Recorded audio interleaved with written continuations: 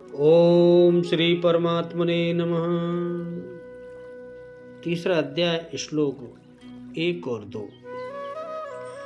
अध्याय 2 में भगवान श्री कृष्ण ने बताया कि यह बुद्धि तेरे लिए ज्ञान मार्ग के विषय में कही गई। कौन सी बुद्धि? यही कि युद्ध कर, जीतोगे तो महामहिम की स्थिति प्राप्त कर लोगे और हारोगे तो देवत्व है। जीत में सर्वस्व है और हार में भी देवत्व है, कुछ मिलता ही है। अतः इस दृष्टि से लाभ और हानि दोनों में कुछ न कुछ मिलता ही है, किंचित भी क्षति नहीं है। फिर कहा, अब इसी को तू निष्काम कर्म योग के विषय में सुन। जिस बुद्धि से युक्त होकर तू कर्मों के बंधन से अच्छी प्रकार छूट जाएगा। फिर उसकी विशेषताओं पर प्रकाश डाला। कर्म करते समय आवश्यक सावधानियों पर बल दिया कि फल की वासना वाला न हो, कामनाओं से रहित होकर कर्म में प्रवृत्त हो, और कर्म करने में तेरी श्रद्धा भी न हो, जिससे तू कर्म बंधन से मुक्त हो जाएगा। मुक्त तो होगा, किंतु रास्ते में अपनी स्थिति नहीं दिखाई पड़ी।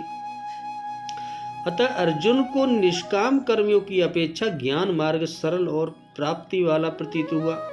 उसने प्रश्न किया, जनार्दन, हे प्रभु, निष्काम कर्म की अपेक्षा ज्ञान मार्ग आपकी दृष्टि में श्रेष्ठ है, तो मुझे भयंकर कर्म में क्यों लगाते हो आप? प्रश्न स्वाभाविक था। मान लें एक ही स्थान पर जाने के दो रास्ते हैं। यदि आपको वास्तव में जाना है तो आप अवश्य प्रश्न करेंगे कि इनमें सुगम कौन सा है, कौन सा रास्ता है। यदि नहीं करते तो आप पथिक नहीं हो, जाना नहीं चाहते। ठीक इसी प्रकार अर्जुन ने प्रश्न रखा। क्या कहा अर्जुन ने? जायसी चेत कर्मण ते मता बुद्धिर्जनार्दन, तत्किं कर्मिणं घोरं मां नियोजसि केशव। व्यामिश्रेणेव वाक्येन बुद्धि मोहयसीव मे, तदेकं वदं निश्चित्य येन श्रेयो अहमानुत्याम्।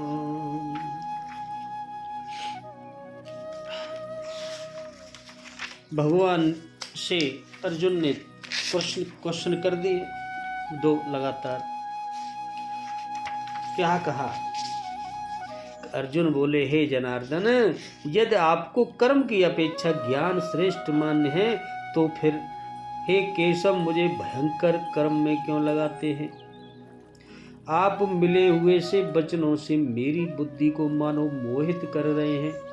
इसलिए उस एक बात को निश्चित करके कहिए जिससे मैं परम कल्याण को प्राप्त हो जाऊं। साफ साफ बोल रहे हैं अर्जुन।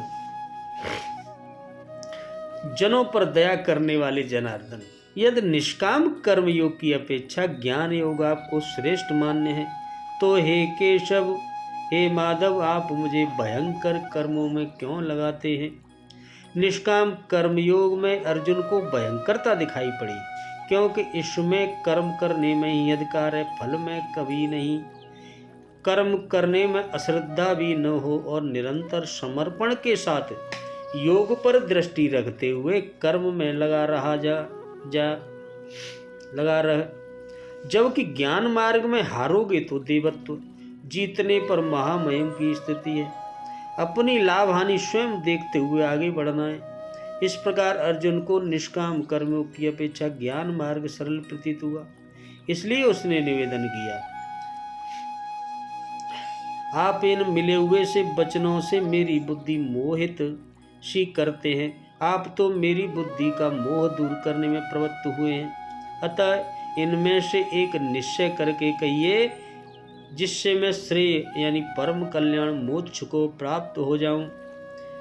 इस पर आगे भगवान बोलेंगे। अब कर्म की अपेक्षा ज्ञान श्रेष्ठ है, ऐसा इससे पूर्व भगवान ने कहा। कहाँ कहा है? यदि नहीं कहा तो अर्जुन प्रश्न का आधार क्या है? भगवान ने तो कहीं नहीं कहा, किंतु अर्जुन ने भगवान के वचनों का मर्म और तत्व न समझने के कारण दूरेण हावरम कर्म बुद्धि योगाद्य जनंजय, ये यह बात समझ ली कि भगवान बुद्धि योग से ज्ञान का लक्ष्य कराते हैं और उस ज्ञान की अपेक्षा कर्मों को अत्यंत तुच्छ बतला रहे हैं। वस्तु तो वहां बुद्धि योग शब्द का अर्थ ज्ञान नहीं है। बुद्धि योग यहाँ सम बुद्धि से होने वाले कर्म योग का वाचक है और कर्म शब्द सकाम कर्मों का, क्योंकि उसी श्लोक में भगवान ने फल चाहने वाले को कृपणा फल ही तब कहकर अत्यंत दीन बतलाया है और उन साकाम कर्मों को तुच्छ बतलाकर बुद्धो शरणम गच्छ वे सम बुद्धि रूप कर्म योग का आश्रय ग्रहण करने के लिए आदेश दिया है। परंतु अर्जुन ने इस तत्व को नहीं समझा, इसी से उसके मन में उपयुक्त प्रश्नों का अवतरण होगा। बुद्धि शब्द का अर्थ यहाँ भी पूर्व की भांति सम बुद्धि रूप कर्मयोग न लिया जाए।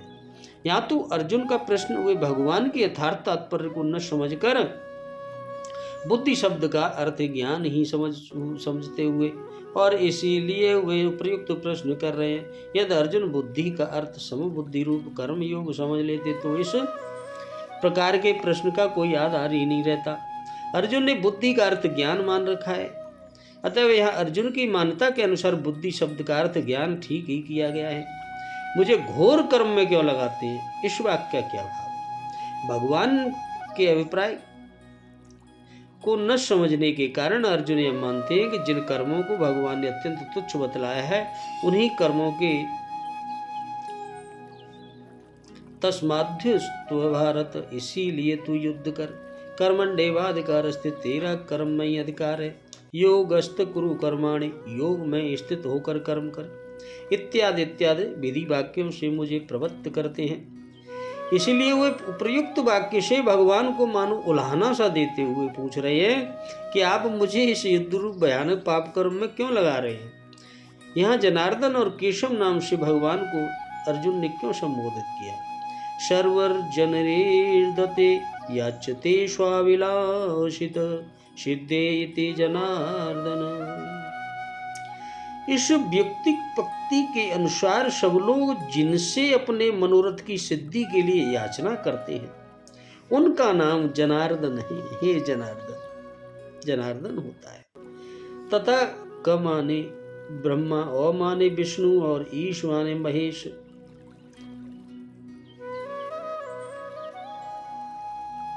ये तीनों जिनके वह बपु अर्थात स्वरूप है उनको केशव कहते हैं। ब्रह्मा, विष्णु और महेश तीनों को केशव।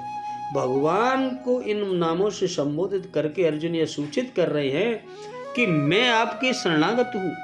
मेरा क्या कर्तव्य है ये बतलाने के लिए मैं आपसे पहले भी याचना कर चुका हूँ और अब भी कह रहा हूँ प्रभु, क्योंकि आप साक्षात परमेश्वर हैं। अतः मुझे याचना करने वाले शरणागत जन को अपना निश्चय सिद्धांत अवश्य बतलाने की कृपा करें प्रभु।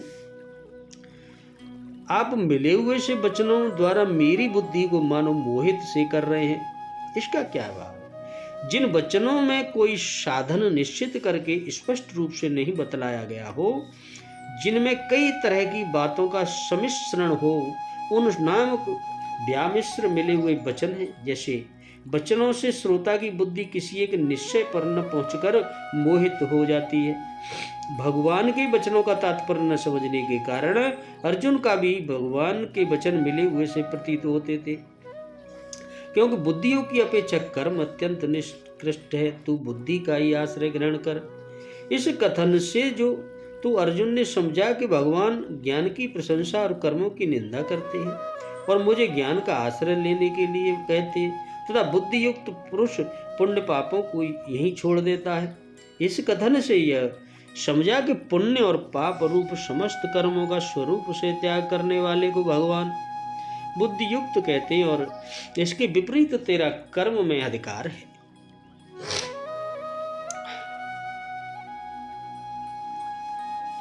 तू योग में स्थित होकर कर्म कर। इन वाक्यों से अर्जुन यह बात समझी कि भगवान मुझे कर्मों में नियुक्त कर रहे हैं।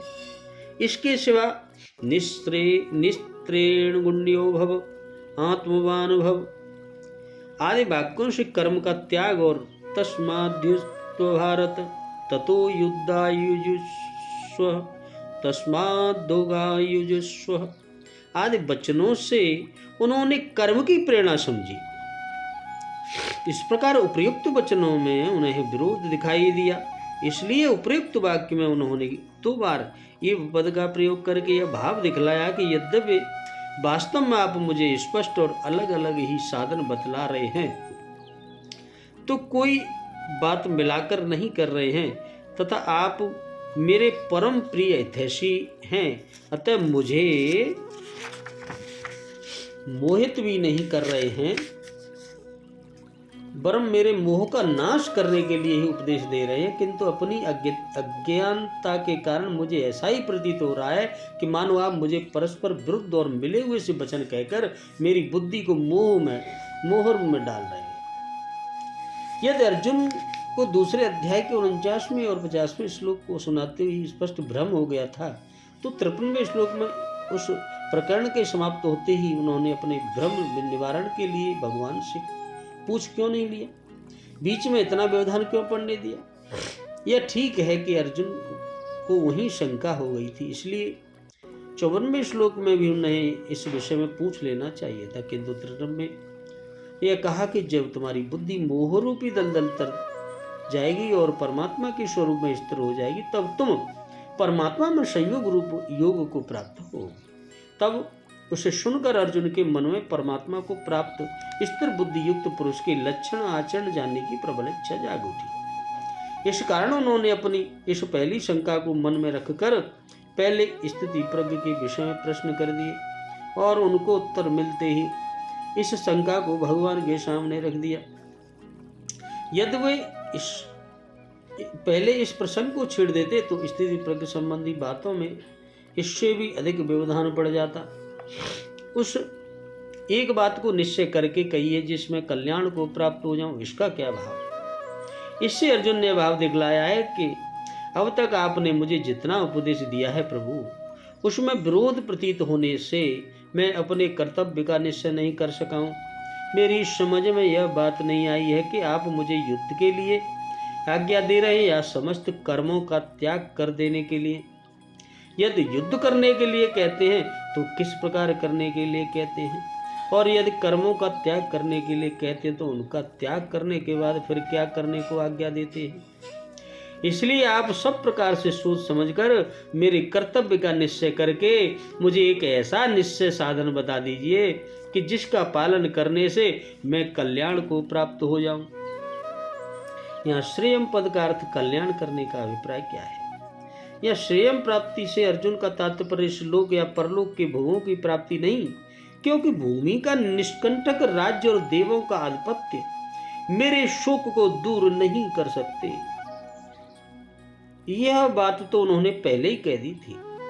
अतः श्रेष्ठ प्राप्ति से उनका अभिप्राय शोक मोह का सर्वथा नाश करके शाश्वती शांति और नित्यानंद प्रदान करने वाली नित्य वस्तु की प्राप्ति से है। इसलिए यह श्रेय पद का अर्थ कल्याण किया गया है। इस प्रकार अर्जुन के पूछने पर भगवान उनका निश्चित कर्तव्य भक्ति प्रधान कर्मयोग बतलाने के उद्देश्य से पहले उनके प्रश्न का उत्तर देते हुए दिखलाते हैं कि मेरे वचन व्यामिश्र अर्थात मिले हुए नहीं है, वरम सर्वथा स्पष्ट और अलग हैं। बोलो राधे राधे, जय श्री कृष्ण।